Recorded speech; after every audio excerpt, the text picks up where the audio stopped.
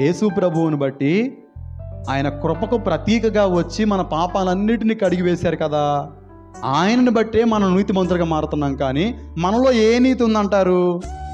మనలో ఏ గొప్ప ఉందంటారు? ఏదీ లేదు, ఏదీ లేదు, ఏదీ లేదండి. 2 నెలల కిందట బహుశా అనుకుంటా, ప్రార్థనలో ఉండగా ఎందుకో నాకు ఒక మాట మనసులోకి వచ్చింది. ప్రభువా, తండ్రి అయిన దేవుని కాలంలో నేనుంటే ఎంత బాగుండేదో. భక్తులు నేరుగా మీతో మాట్లాడారు కదా, మీరు కూడా వారితో నేరుగా మాట్లాడారు కదా, నేను కూడా ఉండుంటే మీరు కూడా నాతో మాట్లాడి ఉండేవాళ్ళు కదా, నేను కూడా మాట్లాడేవాడిని కదా అని ఎందుకో ఆ ప్రార్థనలో ఆ మనసు వచ్చింది. ఆ ప్రార్థన చేశాను కూడా, ఆ మాట మాట్లాడాను కూడా దేవునితో.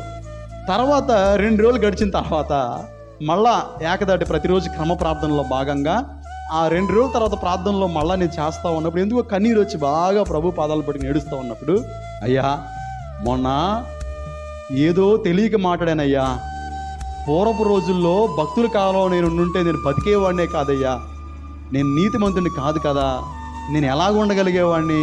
నీ కుమారుడిని పంపిందని నిలవబెట్టావు, కానీ నీ కుమారుడే లేకపోయి ఉంటే నేను ఎలాగ నీ ఎదుటి నిలబడేవాడిని? తప్పయిందయ్యా, మన్నించు, మన్నించు.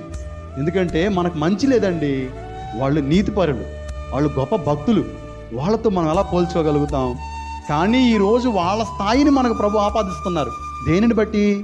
ఆయన కుమారుని బట్టి, ఆయన కుమారుని బట్టి. ఏదేమైనప్పటికండి గమనించండి, అబ్రాహాము గారి నీతి, ఆయన విశ్వాసం. ఈరోజు మన నీతి ఏంటి? ఈరోజు మన విశ్వాస స్థితి ఎలాగుంది? అది గమనించాలి, అది గమనించాలి.